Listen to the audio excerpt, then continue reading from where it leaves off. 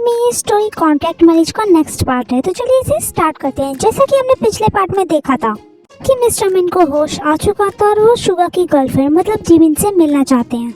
इसलिए Suga Jimin से मिलने एक रेस्टोरेंट में गया था जहाँ पे उसे जिमिन का वेट करना पड़ा और कुछ देर बाद जिमिन आ जाती है। अब आगे शुगा मिस्टर किम से बोलता है उसे यहाँ पर लेकर आओ। मिस्टर किम ओके सर बोल के जिमिन के पास जाते हैं और उसके पास पहुंचकर बोलते हैं मिस जिमिन। जिमिन उनकी तरफ देखती है और बोलती है आप? मिस्टर किम बोलते हैं मैं मिस्टर मिन का असिस्टेंट। सुन के जिमिन स्माइल करती है, बोलती है हेलो मिस्टर किम। फिर मिस्टर किम भी उसे हेलो बोलते हैं, वो दोनों हैंडशेक करते हैं। फिर मिस्टर किम बोलते हैं मिस जिमिन सर आपका वेट कर रहे हैं।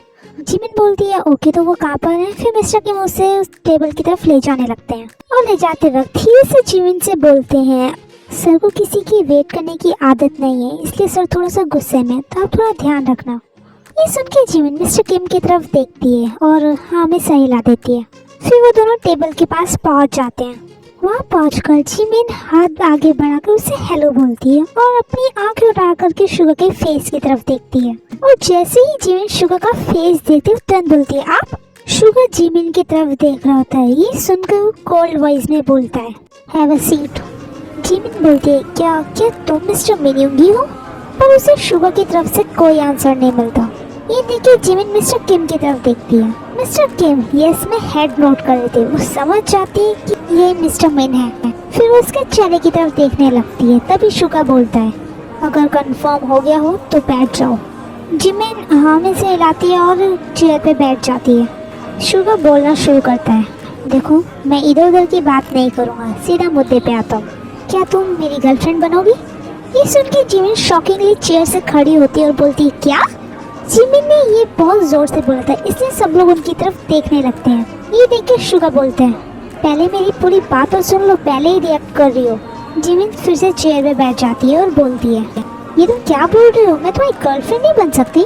शुगा बोलता है पहले मेरी पूरी बात सुनो, मैं तुम्हें मेरी रियल गर्लफ्रेंड बनने के लिए नहीं कह रहा हूँ, एक फेक गर्लफ्रेंड। ये बोल के वो मिस्टर किम से एक फाइल लेता है और जिमिन को देते हुए बोलता है ये एक कॉन्ट्रैक्ट है, इसे पढ़ो, तुम्हें सब समझ आ जाएगा मैं क्या कह रहा हूँ। जिमिन उस फाइल को लेती है और ओपन करके रीड करने लगती है। उस कॉन्ट्रैक्ट में लिखा था कि ये कॉन्ट्रैक्ट 6 मंथ का है और 3 शर्तें भी थी। पहली शर्त जिमिन इस कॉन्ट्रैक्ट के बारे में किसी को कुछ नहीं बोल सकती, उसे उसके पेरेंट्स को रिस्पेक्ट देनी होगी और प्रिटेंड करना होगा कि वो दोनों रियल कपल्स हैं। और तीसरी शर्त जिमिन को शुगा की सारी बातें माननी होंगी, मतलब शुगा जो भी कहेगा उसे करना होगा, वो उस चीज़ को डिनाई नहीं कर सकती।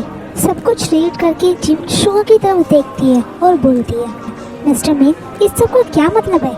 मैं आपके साथ किसी भी तरह के किसी भी रिलेशनशिप में नहीं आना चाहती, चाहे वो कॉन्ट्रैक्ट रिलेशनशिप ही क्यों ना हो। शुगा बोलता है एक बार फिर से सोच लो, ये गोल्डन चांस हो सकता है तुम्हारे लिए, तुम्हें अपने भाई का इलाज कराना है ना, और जहाँ तक मुझे पता चला है कि तुम्हारे पास इतने पैसे नहीं है कि अपने भाई का इलाज करा सको। ये सुन के जिमिन शुगा की तरफ देखने लगती है। शुगा बोलता है नेक्स्ट पेपर रीड करो। जिमिन हाँ में सही लाती है और दूसरा पेपर रीड करने लगती है।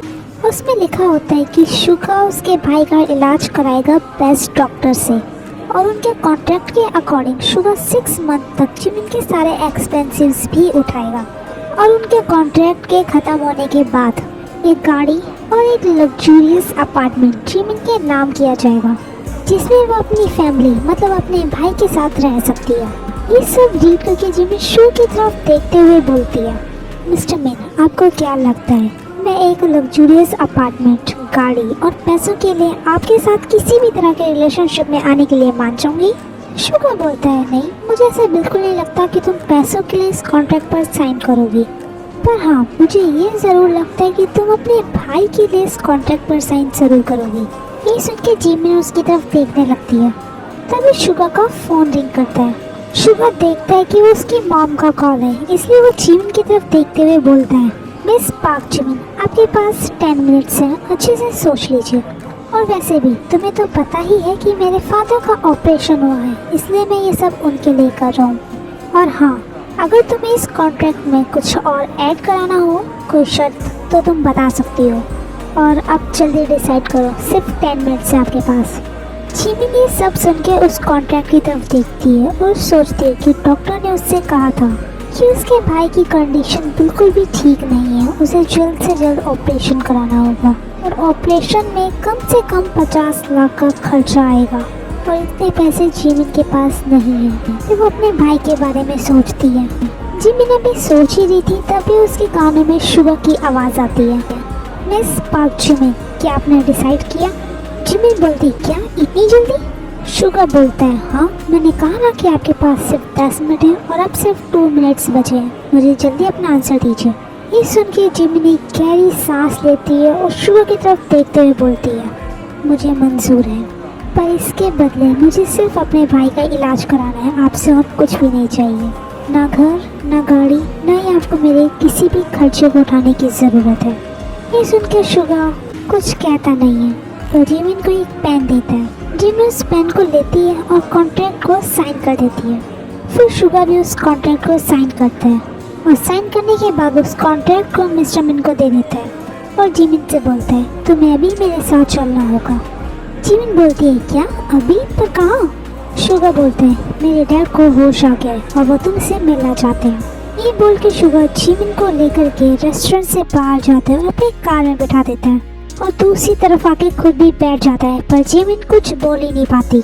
मिस्टर मिन भी कार में आके बैठ जाते हैं और कार चलने लगती है। जिमिन अभी भी शॉक में थी, उसे कुछ समझ नहीं आ रहा था ये सब हो क्या रहा है। कुछ देर में वो लोग हॉस्पिटल पहुंच जाते हैं। शुगा जिमिन को कार से बाहर निकालता है, उसका हाथ पकड़ के हॉस्पिटल के अंदर ले जाने लगता है।